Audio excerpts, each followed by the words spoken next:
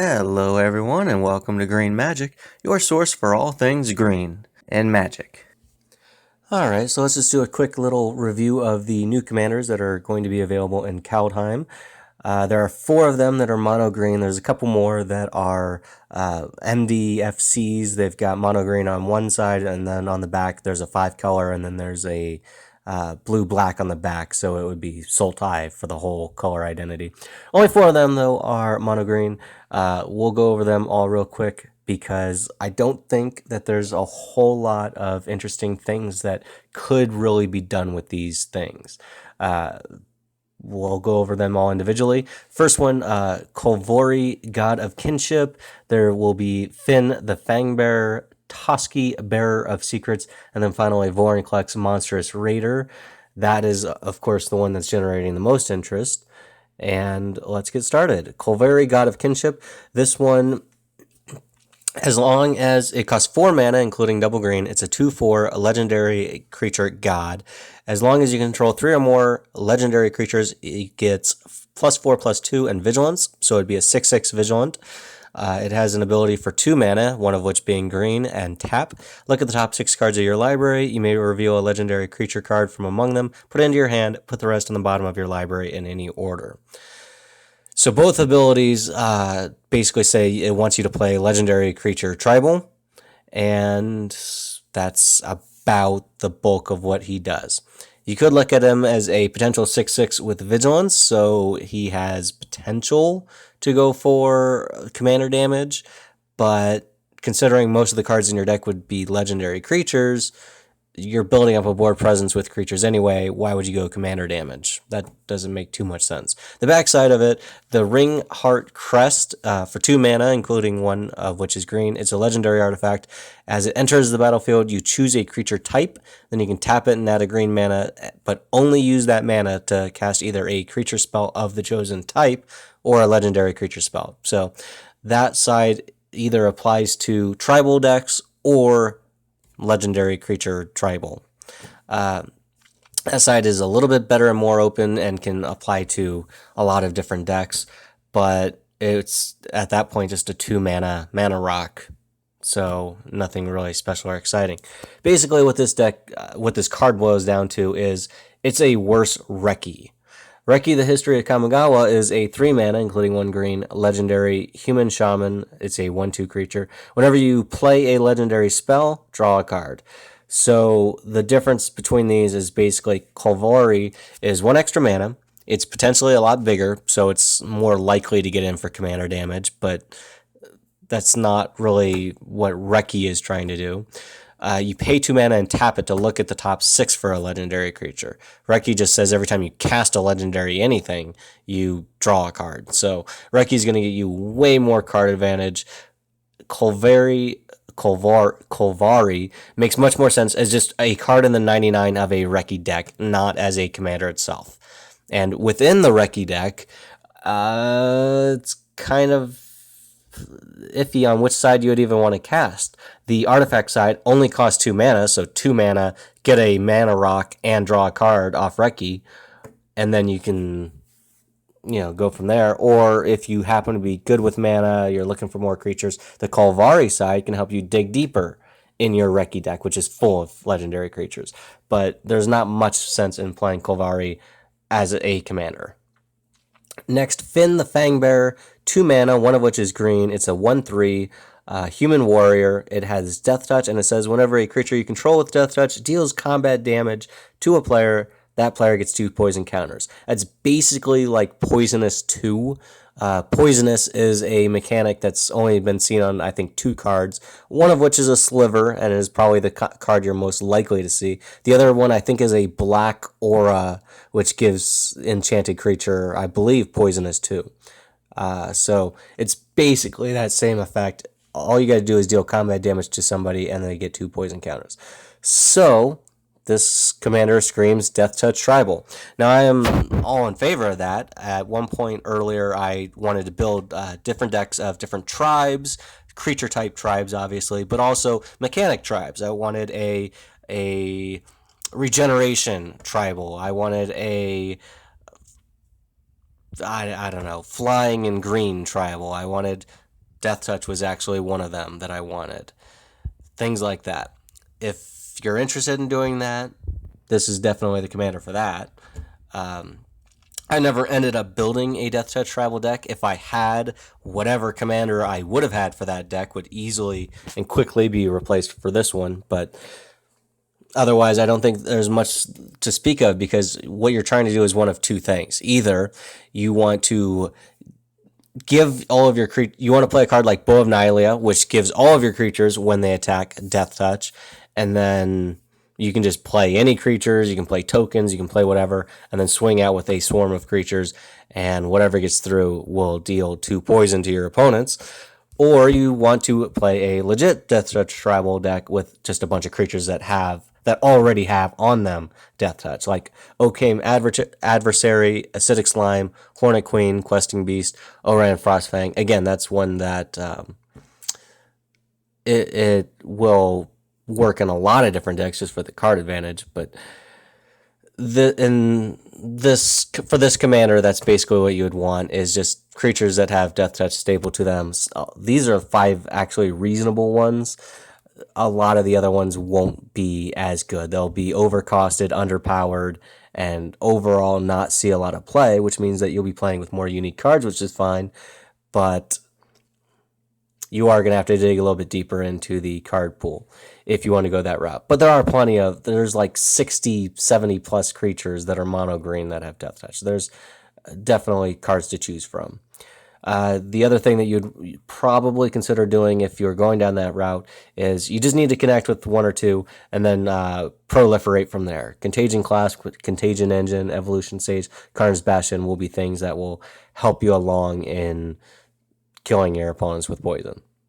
Obviously, some play groups, especially casual ones, very casual, like Kitchen Table, Play at Home, very low power ones, they hate dying to poison, they hate Infect. This is not Infect, but it is poison, and a lot of those play groups will have their own custom rule where they use 20 poison counters instead of 10, which is not how the rules are, but if you are doing that, then this commander is working against you, because now you have to work twice as hard to get there, so it's going to be extra weak in a meta like that.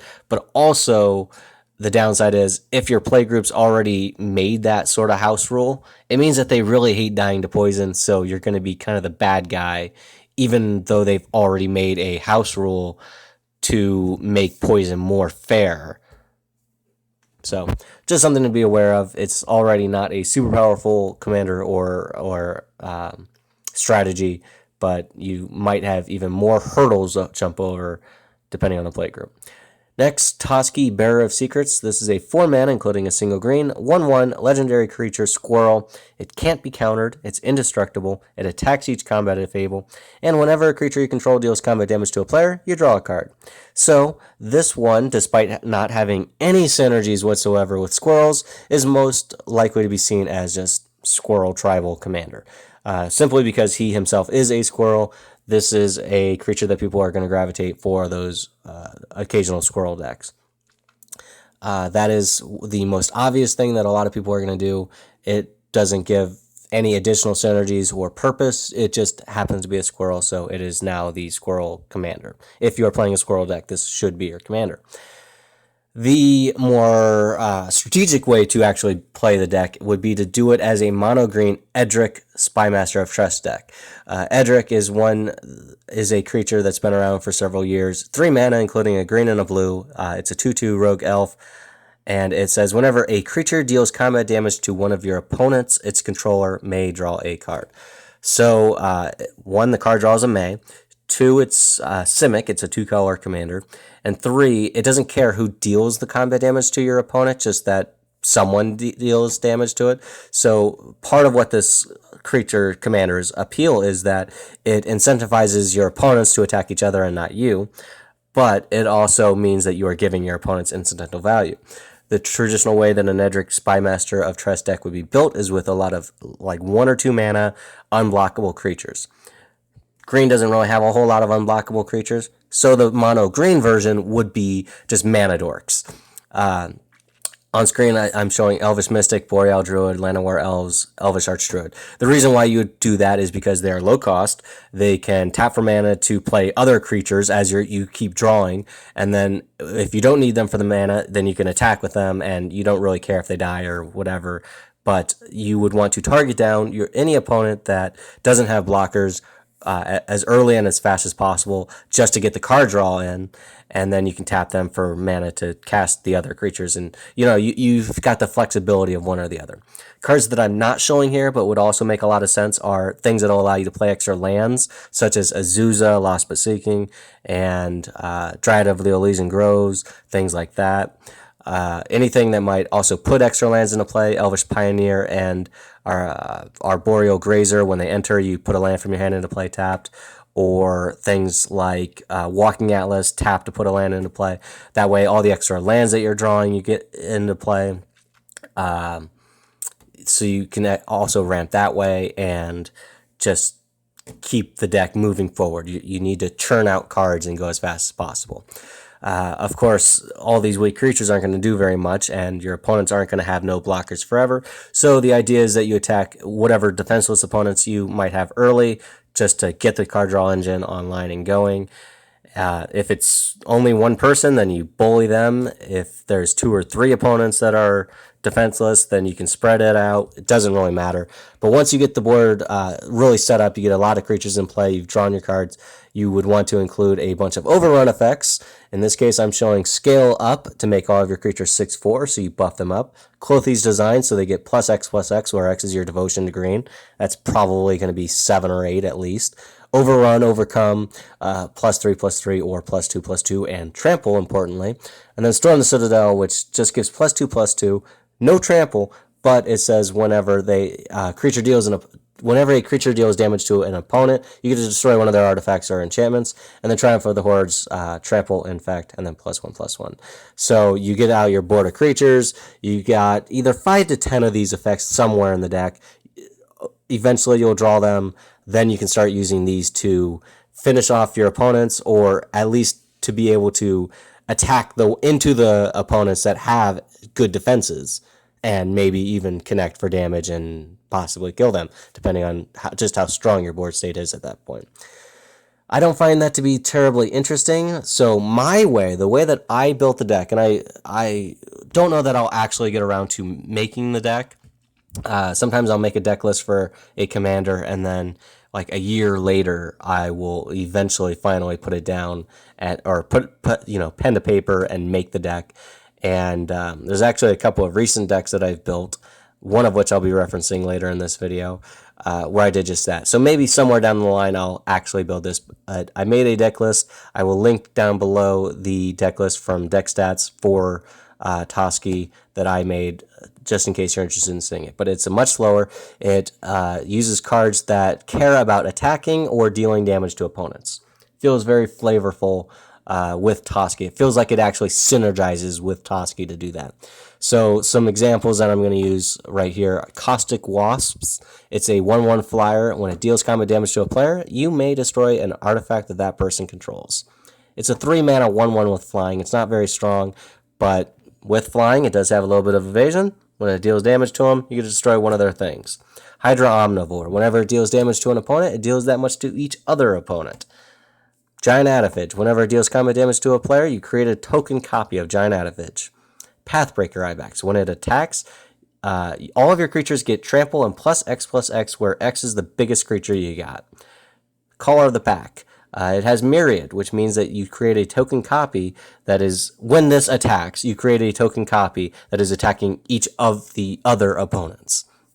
So the way that I made the deck is much more casual. It's going to be slower. The main downside to it in practice, and one of the things discouraging me from rushing to build it, is that I know that a lot of the creatures are like between 4 and 7 mana, and there's not a lot of hardcore ramp the way that I built it. I built it very slow, and it trudges along. So it's going to be hard to get through with an army of creatures if you're only playing 1 or so per turn, and your opponents are no doubt going to have blockers.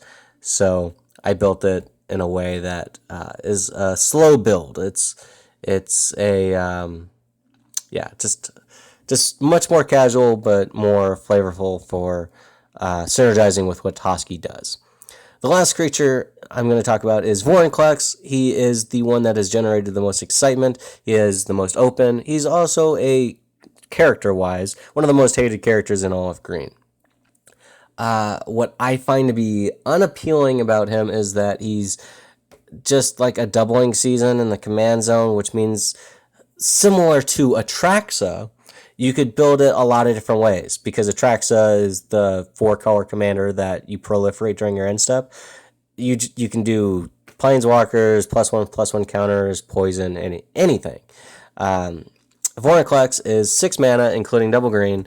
He is a 6/6 Phyrexian Praetor. He has Trample and Haste, and he has 2 abilities. If you would put 1 or more counters on a permanent or player, put twice that many of each of those counters on it instead. If an opponent would put 1 or more counters on a permanent or player, they put half as many of those kinds of counters on that permanent or player instead, rounded down, which means that it's a bit of a hate bear against any kind of counters decks, because usually it means your opponents won't put any counters on anything.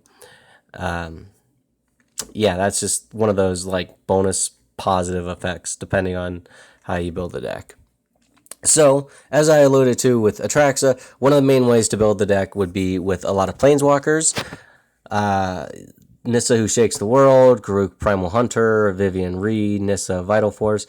These are some things that if they enter with twice as many counters, with Nissa, Vivian, and the other Nissa, you just ult them right away and get a huge bonus. With Garruk, you usually use him for his minus anyway, which would mean that he would come in with 6 loyalty. You could minus him right away, draw a bunch of cards, and he would still be alive to do it again. Or if you needed or wanted, you could just ult him right away and make a ton of 6/6 worms, which is also good. I am not particularly interested in building Vorinclex this way, because I literally just a month ago, days before he was spoiled, was putting together a deck, a Pure, the Imaginative Rascal deck. Let's look at him right now. Pure Imaginative Rascal, 3 mana, one of which is green. He's a 1/1. He has partner, don't care. If 1 or more counters would be put on a permanent your team controls, that many +1 of each of those kinds of counters are put on that permanent instead. I was building this deck. I had a list for it about a year ago. Never really cared to finalize it. Finally did after, 6 months, 9 months, a year, 2 years, whatever it was.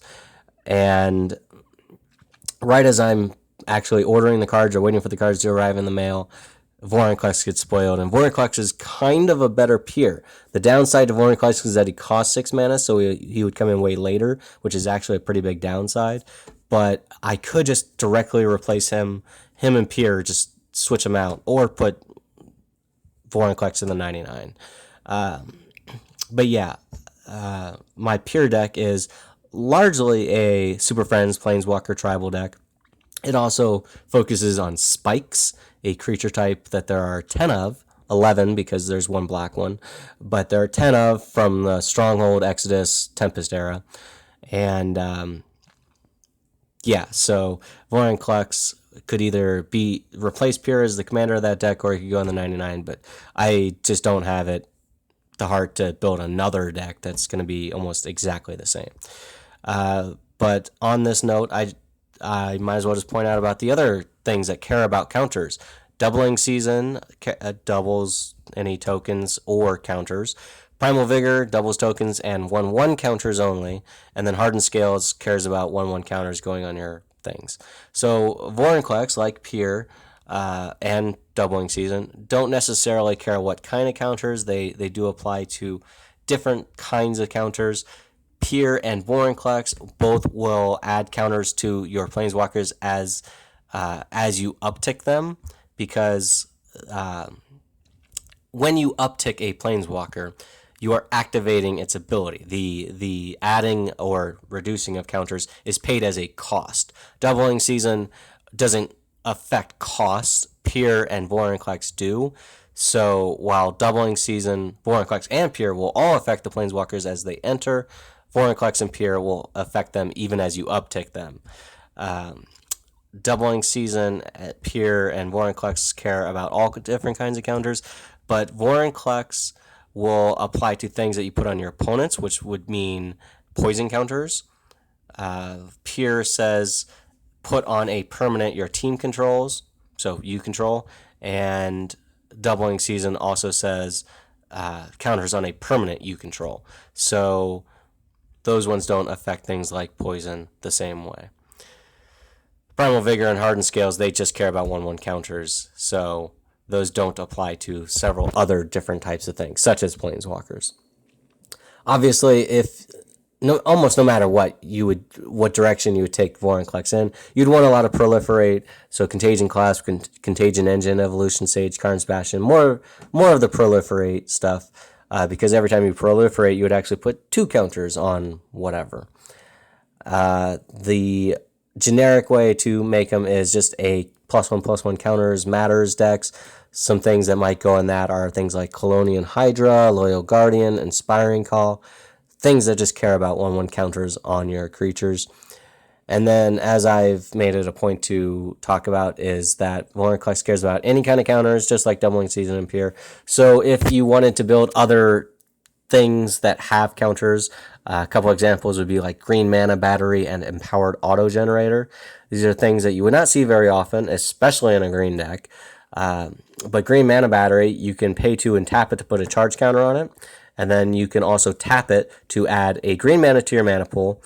And you can also remove any number of charge counters on it and then add an additional green for each charge counter on it. So it could just be a 4 mana tap to add a green.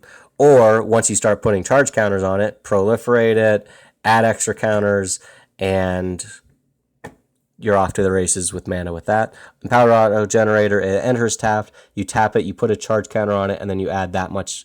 You add X mana where X is the number of charge counters on it. If you're adding 2 counters every time you tap it, if you're proliferating and putting 2 more counters on it, before you know it, this thing could tap for 10, 20 mana. So in this kind of deck, these cards would make a lot more sense and be a lot more worthwhile. And yeah, so those would go well in a Vorinclex deck. Vorinclex, because he is so open-ended, it's less appealing to me. And again, for me personally, the reason that I'm not as excited about him as a commander is because he basically does what Pure does, in a lot of ways better, but in other ways, because he's 6 mana, he wouldn't necessarily do what I need in the deck as well as Pure does. But yeah, those are the 4 new commanders from Kaldheim, and I hope you enjoyed this video, and maybe you learned a thing or two about how the commanders will likely be built, how you would likely see them across from you at the table. If you do, I figure at least 2 or 3 of these are not going to be very popular at all. And if you have any intention of your own of building these commanders, hopefully this has given you a few ideas on the basic, most obvious way to build them. With that, thank you for joining me. Have a nice day.